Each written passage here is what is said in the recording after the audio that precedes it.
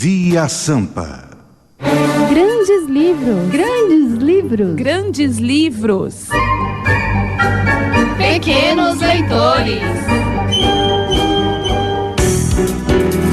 Daí, Rádio USP sempre trazendo uma novidade para você. E olha só, a Companhia das Letrinhas publicou o livro Reinações, de Monteiro Lobato, uma biografia.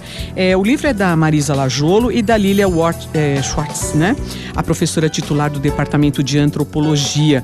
Ela conversou com o Marcelo Bittencourt sobre esse volume do livro. Vamos ouvir? Lília, o que a levou a quatro mãos a escrever uma biografia a respeito do Monteiro Lobato?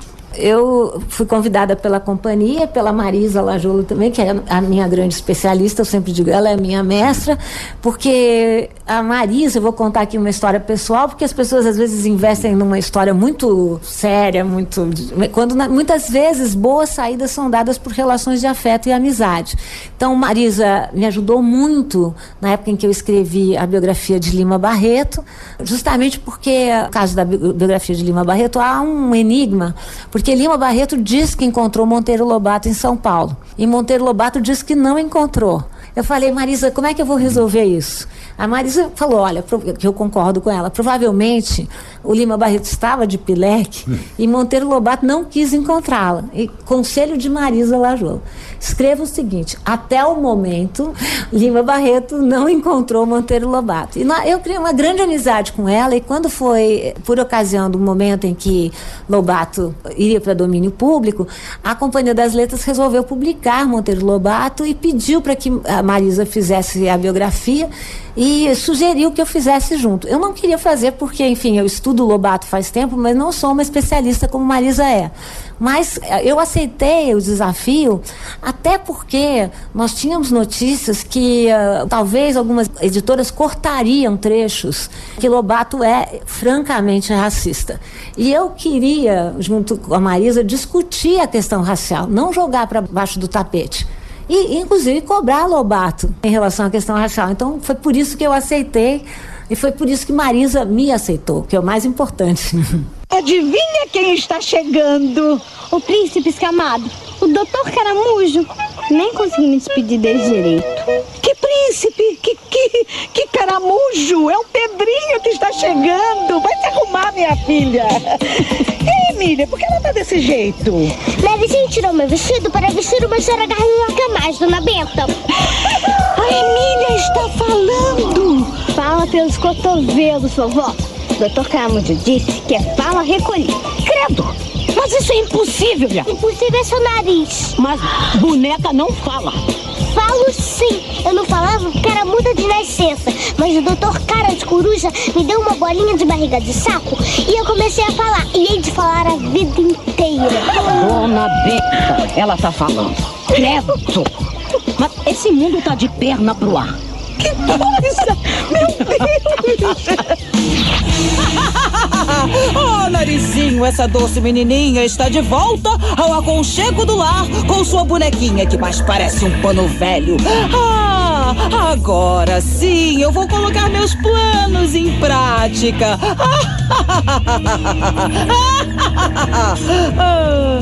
Nana, neném, que a cuca vai pegar. Nana, neném, que a cuca... Lili, você, além de ser uma brilhante pesquisadora, é também uma ótima editora. Nesse sentido, a partir da sua experiência, como é que você viu o Lobato Editor? Lobato Editor foi sensacional, né? Porque ele, de alguma maneira, ele transformou, ele revolucionou a indústria editorial, dando a ela um caráter francamente comercial. Há uma frase dele famosa que ele diz: livro tem que ser vendido que nem pãozinho quente.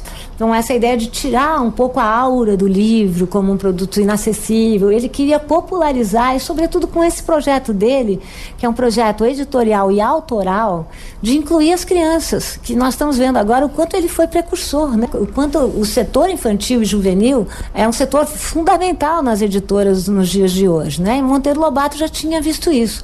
Monteiro Lobato era também um editor arrojado. Desculpe mencionar Lima Barreto também de novo, mas com o Lima Barreto estava no hospital militar, tinha quebrado a coluna por conta de um dos seus famosos pileques, né? E ele recebe uma carta de Monteiro Lobato dizendo que queria editá-lo.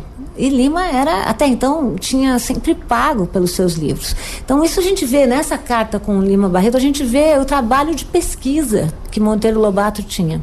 O Lobato é tão arrojado que a primeira tiragem do Menino Nariz Arrebitado foi 30.030 exemplares. Lili, é possível pensar um editor nesse patamar? Olha, é difícil. Eu vou vendendo bem, né? Mas de toda maneira, o Lobato fez um feito tremendo. Sobretudo porque ele realiza uma literatura infantil que cria um universo onírico para o brasileiro se reconhecer, muito bonito, né? E sobretudo num momento em que estávamos lidando com o crescimento das cidades, tentando pensar num Brasil basicamente urbano. O Brasil ia se transformando galopantemente numa realidade urbana. Monteiro Lobato devolve esse imaginário tão onírico, tão repleto de personagens, tão repleto de situações e que incluem uma série de elementos do nosso folclore também, né?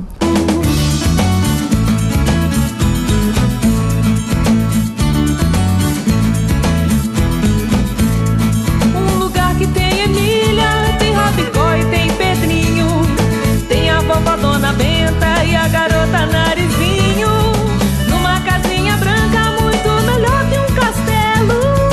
Vive a turma do sítio do Pica-Pau Amarelo, vive a turma do sítio do Pica-Pau Amarelo. Tem de tudo lá no sítio, se a gente sabe sonhar.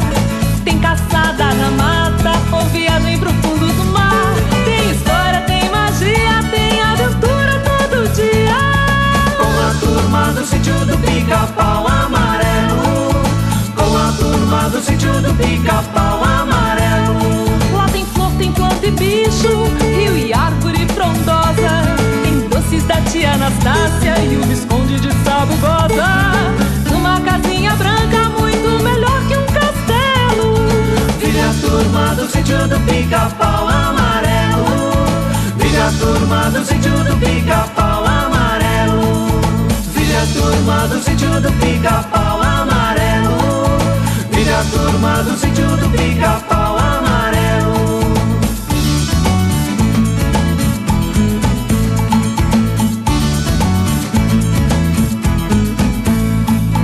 Lili, Monteiro Lobato era racista porque apenas Emília, nos momentos de raiva, chama a Anastácia de negra beiçuda.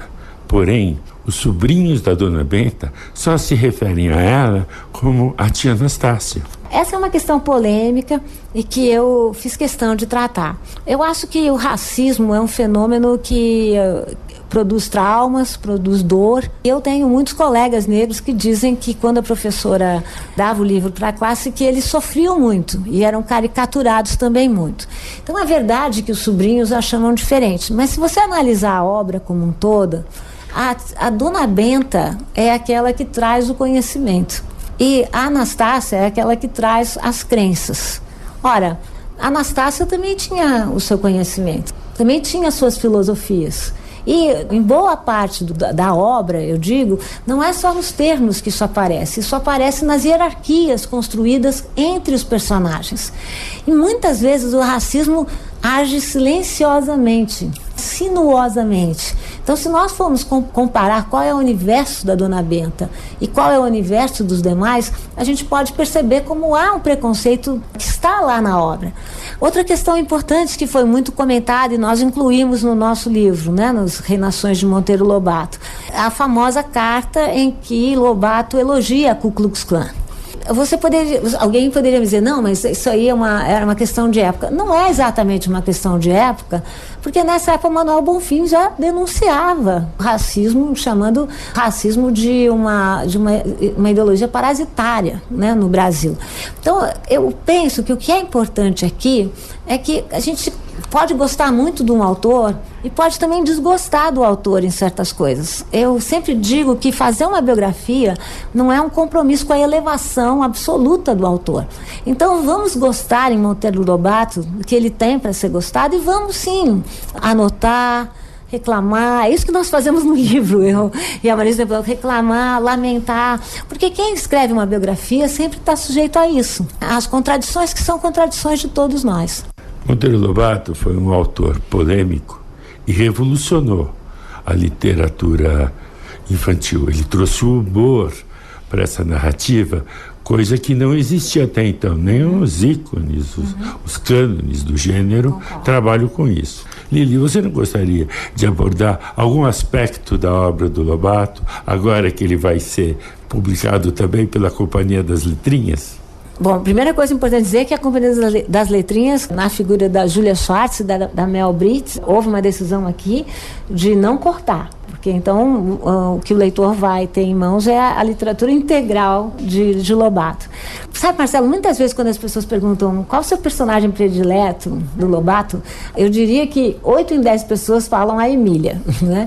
Talvez a Emília seja esse lado engraçado do Lobato, porque a Emília é que puxa a orelha, a Emília é que fala besteira, mas a Emília tem esse lado de superego. Então ela, no fundo, ela faz o papel que muitas vezes as crianças fazem. Eles não têm tantas travas, não têm tantos impedimentos, não tem tantos discursos disruptivos, ao contrário, eles soltam o que for soltar.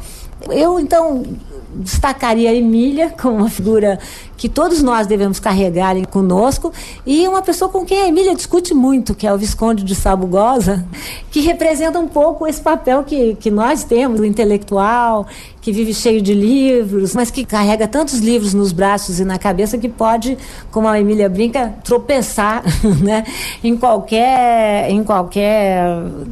lenha, né, qualquer madeira que tiver no seu lugar. Acho que são 2 personagens lindos, são 2 personagens que ficam e que eu recomendaria a qualquer um.